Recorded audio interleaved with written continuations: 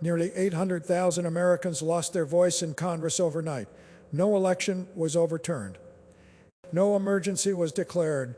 No disaster struck. Instead, one decision made behind closed doors erased representation for almost 1 million people. Even more shocking, a federal judge later called that move constitutionally indefensible and a flagrant abuse of authority. Those words are rare, deliberate, and devastating. When courts speak like that, it's not a warning, it's a verdict on power itself. What happened next sent shockwaves through politics. Mike Johnson didn't just lose a case, he was publicly dismantled in a courtroom showdown that exposed how fragile his authority really was. And once that ruling dropped, MAGA didn't rally. It exploded, accusations flew, loyalties cracked, leaders turned on each other in full view of the public. This isn't just about one court loss, it's about control, democracy, and consequences. And by the end of this video, you'll understand why this moment didn't just embarrass MAGA, it may have changed the rules of the game forever. Federal judges are known for being careful, restrained, and painfully precise. Their rulings are usually dry, technical, and stripped of emotion. That's why this moment hit like a thunderclap. Instead of cautious language, the judge went straight for the heart of the issue, calling the actions constitutionally indefensible and a flagrant abuse of authority. Those are not casual phrases. In legal terms, that's the equivalent of saying, "This never should have happened," and you knew it. When a judge chooses words that strong, it signals something extraordinary, not disagreement, but condemnation. What made this especially devastating is who the words were aimed at. Mike Johnson isn't just another lawmaker. He's the Speaker of the House, one of the most powerful figures in the U.S. government. Courts normally go out of their way to avoid humiliating officials at that level, but here there was no soft landing. The ruling didn't suggest confusion or misunderstanding. It said abuse. That single word changes everything. Abuse implies intent, choice, and awareness. It tells the public this wasn't an accident. It was a deliberate overreach of power. And this is where MAGA's problem truly began. A quiet loss can be spun, a technical defeat can be explained away, but a ruling that reads like a public scolding leaves nowhere to hide. Supporters were forced into a corner. Either admit the Speaker crossed a constitutional line or claim the entire judicial system is corrupt. There was no comfortable middle ground. The language itself collapsed, credibility, weakened authority, and set off panic inside the movement. This wasn't just a legal loss, it was a legitimacy collapse, and it lit the fuse for everything that followed. What truly doomed this case wasn't just the outcome, it was how the decision was made. Instead of following long-standing House procedures, Mike Johnson chose to act alone. No committee review, no floor debate, no vote by the full House. He treated the Speaker's gavel as if it gave him unilateral control over who gets seated in Congress. That move might look decisive on cable news, but in reality, it was a massive miscalculation. The court made it clear the Speaker is not a one-man government. The Constitution is very specific on this point, and the judge didn't dance around it. The power to judge elections and seat members belongs to the entire House, not the Speaker acting on personal authority. That distinction matters because procedure is the backbone of legitimacy. The court rejected the argument that historical precedent gave the Speaker broad discretion, making it clear that process is not optional, especially when voter representation is at stake. Skipping those steps isn't mying efficiency, it's a violation. And according to the ruling, this wasn't accidental or rushed. It was a deliberate choice. This is why the backlash hit MAGA so hard. If proper procedures had been followed and the House still lost, the damage would have been limited. But by acting solo, Johnson handed critics the strongest argument possible. This wasn't about rules or integrity, it was about control. The court's message was blunt and impossible to ignore. No single politician gets to override voters because it's politically convenient. That statement didn't just weaken Johnson personally, it shut down a tactic MAGA leaders hoped they could use again. And once that reality set in, the panic wasn't just emotional, it was strategic. This is where the case stopped being an inside the Beltway power fight and turned into a democratic emergency by blocking a duly elected member from being sworn in. Mike Johnson didn't just target a political opponent, he effectively silenced nearly 800,000 American voters. That's almost 1 million people who had suddenly had no voice in Congress, no votes on budgets, no say on health care, no representation on national policy, and none of it happened because of fraud, recounts, or legal uncertainty. It happened because one powerful official decided it was politically inconvenient. The judge understood how serious that was, and that's why the ruling carried urgency. Representation isn't symbolic, it's the foundation of democracy. Every day that seat remained empty meant real consequences for real people. Constituents lost influence on legislation, funding decisions, and national debates that directly affect their lives. The court made it clear this wasn't an abstract dispute between politicians playing procedural games. This was direct harm to voters. And courts take that kind of harm very seriously. This is also the moment MAGA's messaging completely collapsed. It's one thing to argue about power, strategy, or party advantage. It's another to defend the idea that hundreds of thousands of Americans deserve no representation because their elected official belongs to the wrong party. Once the focus shifted from speaker authority to voters being erased, public sympathy moved fast, even outside partisan lines. That shift triggered panic. Because when a story becomes about silenced citizens instead of political tactics, the damage isn't just political, it's moral. And that's a line that's incredibly hard to walk back. What pushed this ruling from embarrassing to explosive was one brutal finding. The judge didn't just reject the legal argument, the court questioned the motive behind it, according to the ruling. The evidence showed this move wasn't about election integrity, constitutional caution, or procedural fairness. It was about maintaining voting margins in a narrowly divided House. In simple terms, the court said the decision was driven by political advantage, not democratic values. That distinction matters because courts are extremely cautious about assigning intent. When they do, it's because the evidence leaves little room for doubt. This is where things became devastating for Mike Johnson and the MAGA movement as a whole. Once a judge states that a speaker acted to manipulate outcomes, the narrative completely flips. This is no longer a story about defending democracy. It becomes a story about rigging the system from the inside. The court made clear that blocking a duly elected member to gain partisan leverage crosses a hard constitutional line, one designed specifically to prevent this exact abuse of power. The finding stripped away every public talking point MAGA leaders had been using, and this is why panic set in almost immediately, for a movement built around claims of stolen elections and corrupted systems. The roles were suddenly reversed.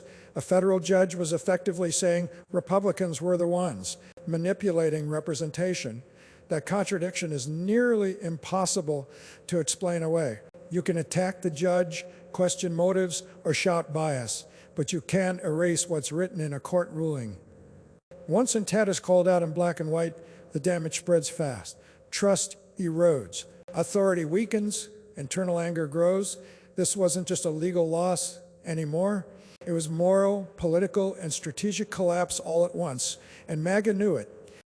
The moment the ruling went public, MAGA found itself stuck in a no-escape narrative trap. Normally, political movements survive losses by spinning them, blaming technicalities, biased wording, or activist judges. But this time, the language of the ruling made that nearly impossible. The court didn't just say the decision was wrong, it said it never should have happened. That left MAGA with only two options, and both were disastrous. Either admit the speaker crossed a constitutional line or claim the entire judicial system is corrupt. There was no middle ground, no safe talking point, and no clean way out. That dilemma immediately exposed cracks inside the movement. Defending the ruling meant accepting limits on power, something MAGA has spent years rejecting. Attacking the court, on the other hand, meant escalating claims that every institution, judges included, is illegitimate. That strategy might fire up the base online, but it terrifies donors, lawmakers, and anyone responsible for actually governing. The ruling forced MAGA to choose between credibility and confrontation, and the movement couldn't agree on which mattered more. That confusion didn't unify supporters, it fractured them. And sitting at the center of this mess was Mike Johnson. The language of the decision boxed him in personally. If he accepted the ruling, he looked weak to hardliners. If he attacked it, he risked fueling a constitutional crisis that could consume his speakership. Every response made something worse, and that's why credibility collapsed so fast. Authority depends on clarity, and this ruling destroyed it. MAGA thrives on grievance and unity against an enemy. But this time the enemy wasn't clear. Was it the court, the system, or Johnson himself? Once a movement starts arguing over who to blame instead of who to fight, momentum dies. This wasn't just outrage, it was disorientation. And in politics, confusion at the top spreads faster than anger. Instead of rallying together after the ruling, MAGA fractured almost immediately.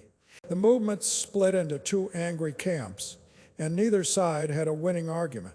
One group went straight after the judge, calling the decision a deep state hit job, an activist ruling, and proof that the courts are rigged. Social media filled with calls to ignore the ruling, framing defiance as strength and obedience as surrender. To this wing, backing down wasn't an option. Power had to be asserted, no matter the cost. But another faction reacted very differently. And that's what shocked people. Instead of blaming the court, they blamed Mike Johnson himself. Their argument was brutal and simple. He never should have let this reach a courtroom. Losing in court wasn't heroic, it was incompetence. They claimed a smarter leader would have avoided legal exposure, controlled the situation behind the scenes, and never given a judge the chance to humiliate the speaker so publicly. In this version of the story, Johnson wasn't a victim of bias, he was the liability. This internal split is what turned fallout into chaos. MAGA thrives on unity and shared grievance. But this ruling forced a choice with no satisfying answer: defy the court and risk legal consequences. Institutional crisis, and donor panic or compliant looked powerless to the base. That tension exploded in public, with finger pointing, accusations, and loyalty tests playing out in real time. Once a movement starts fighting itself instead of its opponents, momentum collapses fast. This wasn't just anger, it was disorientation. And disorientation is deadly for leadership because it signals something far worse than opposition pressure: loss of control from within. One of the most explosive reactions to the ruling was the demand from hardline voices to defy the court outright. The argument sounded bold and revolutionary. Congress is a co-equal branch, judges aren't in charge, and compliance equals surrender to parts of the base. This framing felt powerful, a show of strength against a system they already distrust, but beneath the slogans was a dangerous reality most supporters never fully considered. Defying a federal court isn't protest, it's escalation. Here's the part that triggered panic behind the scenes. Ignoring a court order doesn't stay symbolic for long. It opens the door to contempt rulings, enforcement actions, and institutional chaos that don't just land on one person, they hit the entire house. Suddenly, this wasn't about winning an argument online. It was about risking the legitimacy of Congress itself. Lawmakers who actually understand governance knew this crossed a line you can't easily walk back from. Once defiance becomes policy, there's no clean exit, only consequences. That reality trapped Mike Johnson in an impossible position: and obey the court, and he looks weak to the loudest voices. In MAGA, defy it, and he risks turning a legal defeat into a full-blown constitutional crisis that could destroy his speakership entirely. Either choice alienates key factions. Either path fractures support, and that's the real damage this ruling caused. It didn't just challenge authority, it exposed the limits of performative outrage. Movements can thrive on chaos, speakers cannot. This moment forced MAGA to confront a truth it hates admitting: there are still rules, still guardrails, and still consequences. And when leadership is caught between fantasy and reality, reality always wins violently and fast. One of the clearest warning signs came when hardline MAGA voices stopped defending leadership and started questioning whether the speaker deserved the job at all. Normally, when a leader is under attack, the base circles the wagons, That didn't happen here. Instead, influential figures openly argued that losing in court wasn't just a setback, it was proof of weakness. In MAGA terms, that's fatal. Strength isn't measured by process, legality, or long-term consequences. It's measured by winning no matter what. That's when Mike Johnson went from asset to liability, almost overnight. The same people who once praised him as disciplined and strategic suddenly questioned his instincts, his toughness, and his judgment. The message was blunt. A real leader wouldn't have let this happen. Losing in court wasn't framed as bad luck or an unfair system. It was framed as personal failure. And once that narrative takes hold, it spreads fast. It moves from social media into donor conversations, caucus meetings, and behind-the-scenes power struggles where decisions actually get made. This reaction exposes a deeper problem inside MAGA leadership culture. Loyalty is not permanent, it's transactional. As long as you deliver results, you're protected. The moment you don't, you're disposable. There's no room for acknowledging legal limits, institutional constraints, or battles that simply can't be won. Losses aren't treated as learning moments. They're treated as betrayals. That mindset makes leadership incredibly unstable, especially in a system governed by courts and constitutional boundaries. This ruling didn't just embarrass Johnson publicly, it weakened him internally, where survival depends on perception, not principle. And history shows that once hardliners start openly questioning a speaker's strength, it's rarely about one decision. It's the beginning of a countdown, one that often ends with someone getting pushed out, not defended. What makes this collapse even more damaging is that the warning signs were there from the very beginning. They were coming from Democrats. Conservative legal experts, including voices that regularly defend Republican positions, openly acknowledged that this strategy was legally indefensible. From a constitutional standpoint, the problem was simple and undeniable. The Speaker does not have the authority to block a duly elected member without following established House procedures. That's not a gray area. That's black-letter constitutional law. Many on the right knew it, said it, and warned about it long before the case ever reached a courtroom. This is where the embarrassment deepened for Mike Johnson. He didn't just lose a tough or unpredictable case. He pushed forward despite expert advice that said this would collapse the moment a judge reviewed it. When even right-leaning constitutional scholars publicly say you never had a legal leg to stand on, it destroys the idea that this was some bold, misunderstood gamble. Instead, it reframes the entire episode as a self-inflicted wound. Johnson wasn't outmaneuvered. He ignored reality. And courts are unforgiving when politicians try to replace lawful authority with raw power. Inside MAGA, this realization sparked quiet panic. Losing to so-called liberal judges is one thing. That narrative is familiar and easy to sell. Losing when your own legal allies admit the ruling was correct is something else entirely. It strips away the last line of defense, the claim that bias stole the outcome. Suddenly, this looked reckless, not righteous, and that perception is deadly for leadership. When supporters believe a leader ignored expert warnings and walked straight into a predictable disaster, confidence evaporates fast. This ruling didn't just end a case, it exposed a failure of judgment. And in a movement that values dominance over discipline, that kind of mistake isn't forgiven, it's remembered. What's truly driving MAGA's panic is the realization that this ruling doesn't just hurt one speaker, it reshapes the future. The judge drew a hard constitutional line and made something unmistakably clear. The Speaker of the House is not a king, not an election gatekeeper, and not above judicial review. That's a nightmare scenario for a movement that has increasingly relied on procedural hardball and aggressive power plays to maintain control in a closely divided Congress. This decision didn't just say no, it said never again. For Mike Johnson, the long-term damage may be irreversible, but the implications go far beyond him. If this case had gone the other way, it would have opened the door to something far more dangerous. Future speakers could simply refuse to seat members they didn't like, delay representation indefinitely, and manipulate voting margins whenever it was politically convenient. Elections would become suggestions instead of mandates. The court understood that risk and shut it down decisively by labeling Johnson's actions a constitutional violation. The ruling establishes a legal reference point that future challenges will point back to again and again. This is why MAGA isn't just angry, it's anxious. The decision reinforces institutional guardrails that limit how far power can be pushed, even by high-ranking officials. For a movement built on the belief that institutions are the enemy, this feels like betrayal. But for democracy, it's the system functioning exactly as designed. Courts can intervene, leaders can be told no, and authority still has boundaries. This ruling narrows the playbook, raises the cost of abuse, and reminds everyone that consequences still exist. Long after this moment fades from headlines, its impact will remain not as a political talking point, but as a constitutional warning.